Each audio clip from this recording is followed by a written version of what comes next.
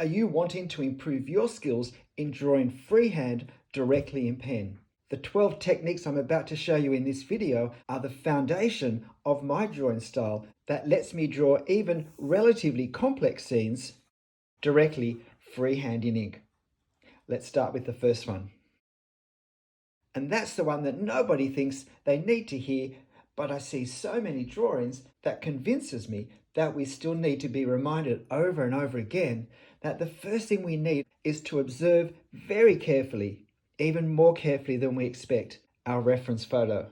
I can't draw what I haven't seen, and particularly drawing directly in ink, I can't erase what I change my mind about because I see it more clearly at a later stage. I have to observe the parts of my scene, whatever they are, that let me put lines on the paper that will accurately capture what I'm trying to capture from the reference. My second technique tip is to choose in a considered way the starting point for any one drawing. Now, in this drawing, I started here and went down because that let me get the scale right for the paper for the taller section, the larger section, and then as the size reduced, I could keep it in proportion to this starting point. And that made most sense to me for this. For this tree, I started at the top and I worked down because I find, if you've watched my tree videos, that there are a lot of advantages for keeping the tree overall in the correct proportions and scale in doing that. But for this scene, I started drawing this section because it was the clearest, easiest section of the building to establish in correct proportions without the, if you like, visual distraction and complication of the clutter of the foliage in front. And generally, I would say starting in the center of our scene and moving outwards generally is the easiest and most productive, is generally the easiest way to ensure accuracy across our whole scene of scale and proportion. Because if we get this section right, as we move away, if we start to change the scale slightly bit by bit, there isn't as much space for it to get too out of proportion. But if we start here and move across, if bit by bit we're getting out of proportion, then we have a lot further that we can go to get things looking very different to our starting point. So starting in the middle lessens that. It also lets us reference our starting point more easily because just in terms of distance, there's not as far to go from here to here to here to here to check our scale as from here right across to here. My third point is to concentrate on proportions rather than shape and outline. Always be looking at what is the relative, when I'm observing something to draw, I'm always asking myself, what is the relative length of one dimension to another? So when I do these columns, I'm not just thinking, oh, a column, and I do a column. I'm asking, what's the width for the height? And we need to be aware that adding the bases and the capitals to a column does visually change the way the proportions can look. Another way of checking whether we have our proportions correct is to see if we've got the right shapes when we add our detail. So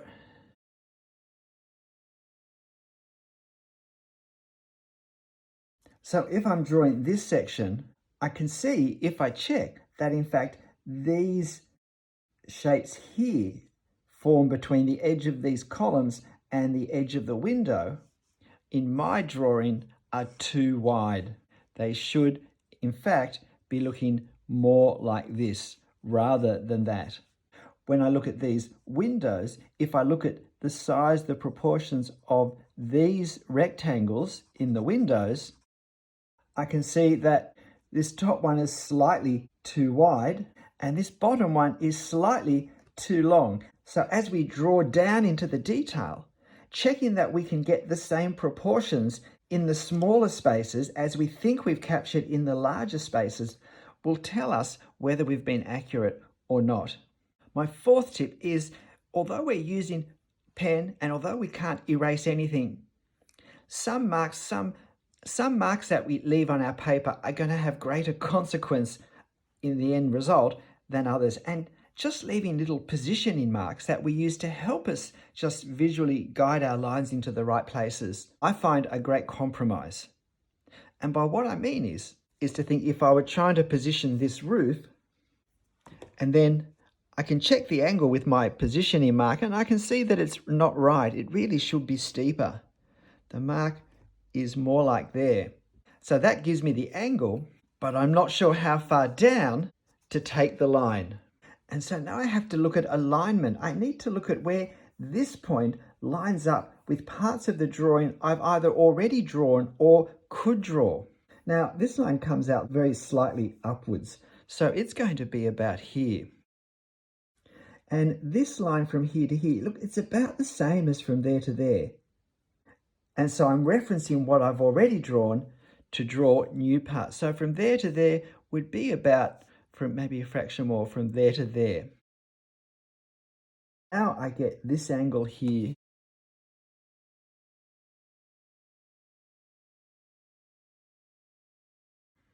And I can think, is this the shape I want? It's a bit hard to see until I add this one in. And now is this shape? I'm looking at proportions now. And in my mind, it's close enough. Now I can reference the corner of this wall by aligning it with the roof line. But I'll make a light mark just in case it's not quite how I want. And we're really merging into my fifth point, which is to use guidelines. Even though we're drawing with pen, with many brands, we still have an ability to do a heavier line or a very light line. And sometimes doing a very light line can help us just get a sense of positioning where something is going to be and how it's going to look and what proportions are going to be created by a line in that position. And the beauty of a light line is that if it's not quite right, we can correct it. Or we can use part of it to guide our final line or not. Or we could use a light line that then is, if you like, a foundation for making marks that create a better effect than a straight line would be, such as this corner where the individual bricks, to a degree, can be seen mainly due to the weathering of the paint on the outside. Sometimes when I want to get faint lines, I use pens that I know don't have much ink left in them, particularly pens which do a thinner line to begin with. But this, of course, is not the same as roughing out with pencil, because we still need to put every mark on our paper sparingly, whatever pen we're using and however heavily or solidly we're putting the line on. My sixth point is to do some exploratory marks on a different sheet of paper to explore whatever we need to explore for that particular scene, for that particular subject, in terms of what the final result is going to look like. So for this tree, this is my probably 2-3 minute maximum time spent making exploratory marks. Will the marks I'm thinking I'm going to make create the effect that I'm trying to create in my finished drawing? Because I don't want to start making marks on the paper and after 2 or 3 minutes I work out the best way to do those marks, because I've already got now 2 or 3 minutes of marks that aren't the best in terms of creating the effect I want. I was exploring the best marks to create these canopy bunches of leaves, the shadow, and getting the effects I wanted for the branches. My seventh technique tip for successful freehand drawing works in well with this stage, and that's to consider the scale at which we're drawing. In other words, the relationship of my finished drawing to my reference. Am I drawing it approximately the same size? Am I drawing it half the size? Am I drawing it twice the size? And it's great to combine that with this stage, this exploratory mark making stage. Because for instance, if this is the size I'm going to draw it, it's a good time to work out, well, is this pen going to be the most suitable width? Or will it end up being too thick for some of the details I need to draw at this scale? Or possibly I decide that the line is going to be too thin and it doesn't create enough of an effect. And for some of the darker values, it's going to take too long doing too many lines close enough together to create the darkness of value that I want. As well as choosing the best thickness of line for this size of drawing, this scale, it also lets me check to see if the amount of detail that I'm intending to draw can actually fit in the space that I've got. When we draw a scene with a lot of detail, if we're not careful, if we can't reduce the space in which we put that detail, particularly when it's the same detail getting smaller, then our drawing will get out of scale as it moves along. The proportions will shift because we'll be needing to take more and more width than what's in our reference to fit the lines in that we're fitting in because of the amount of detail we want to put in. What we need to do is, as we move along, to simplify the detail that we put in, often as well as lightening the line, so that we end up both creating the effect of the detail, but also simplifying it so that whatever detail we decide to put at the furthest point, we can keep the scale consistent and have room still to put that simplified, that pared down detail in. This 8th point won't apply to every situation. But if we're drawing basically the same size as our reference, and I can certainly recommend that for anyone starting to draw freehand in pen. But if we're doing that, we can actually establish the borders, the boundary of our reference. And then that becomes an additional, if you like, a bonus reference point to help us align and position things in the correct place. You might have seen that on many of my drawings, I put tape, low adhesive tape, around the border, and that just neatens and keeps things tidier. Particularly marker, if I'm applying ink for value, but it also helps me keep my line work neat if there's going to be a lot of hatching and other lines on the edges. But I came to realize how valuable this tape was for helping me position things more carefully. So when I'm drawing this line down, this line here, this becomes a distance I can look at and consider to help me position. This can become a distance to help me position. The distance from here to here is useful. The distance from here to here is useful. The actual paper finished about here, so we're looking at sort of from here to here. That becomes a point of alignment for me, a reference point. I could see that this line here, the angle of this line as it came up, left this much space between where it hit the top of the image and the corner. And I can consider that in positioning the line on my drawing. And can I just mention that if you're finding these technique tips helpful, why not hit the like button? And if you haven't subscribed to my channel, why not? This 9th point is that when we have a scene, not to get too bogged down in doing too much detail in one part before we've gone over accurately, before we've extended our drawing accurately over our whole scene. The important thing at the start is to, from whatever place we start, the center, the top, the side, is to move across accurately some sort of outlined drawing of the whole scene.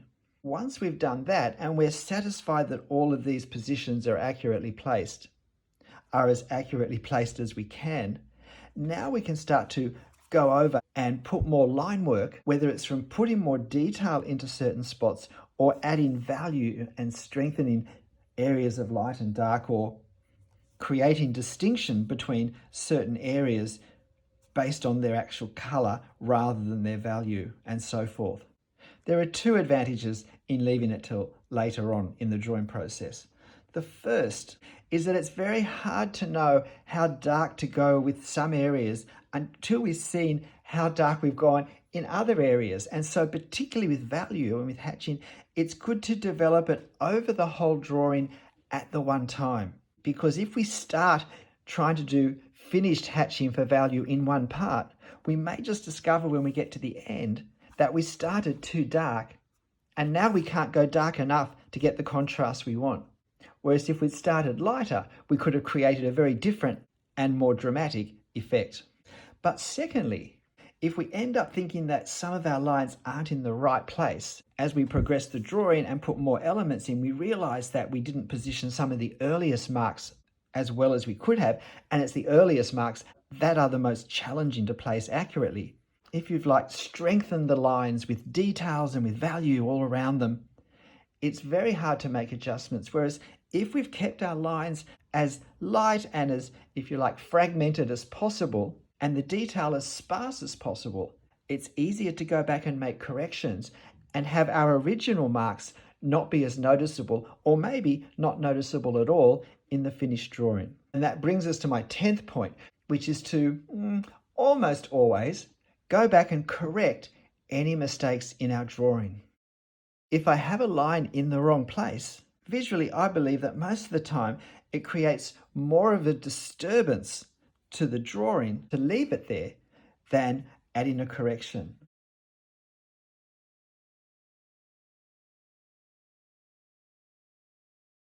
For instance, if I have a series of perspective angles and I look at one of them and I think, this one's not quite right. It doesn't fit between this and this one, or this one's not quite right. Or maybe between the two of them, they're not quite right. I find it's better to adjust them. So how could I adjust this? Well, I could drop this one back a little bit. I could redefine that a little bit more thickly. Now this one doesn't look so bad. And maybe what I can do is bring this line back a little bit, pull it down slightly. Now this looks, from a perspective point of view, more harmonious than what we had before. And down here I might even, sometimes it's only after we've added all the lines that we can see that one or two of them aren't quite right. In this drawing, I made these first columns too wide, but what I was able to do was to use the shadows to the side to pull back into what was originally the column space. And so I was able to correct my excessive width by pushing some shadow slightly back into it. I am amazed at how almost every wrong line I put on the paper, I can at least make less wrong, if not hide completely. So for a successful freehand drawing, we should make every effort to correct every error as much as we can. My 11th point is really quick, but that's to practice separately, quite apart from doing any drawing, certain skills that we can practice on their own, a bit like practicing the scales of a piano. We're not playing a tune, but we're practicing certain elements of the art that will let us play the tune more effectively. And so particularly for freehand drawing, 3 big ones for me are learning to draw freehand straight lines, especially ones that can be relatively parallel and stop at a certain point.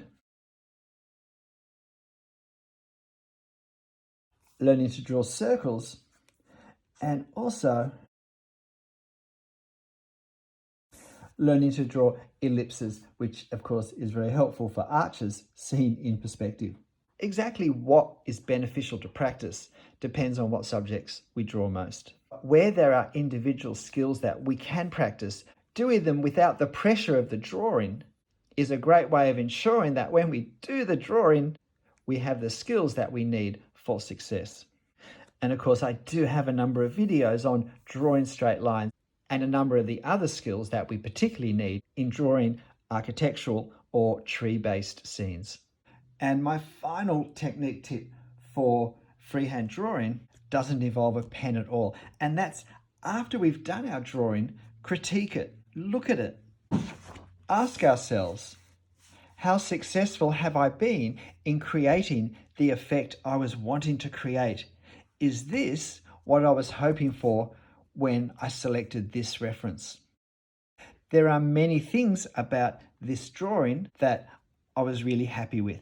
But one thing I wasn't happy with was I felt like the line work was all too heavy for the scene. And particularly, I felt the line work in these background trees was getting tangled up with the line work in the foreground of the building.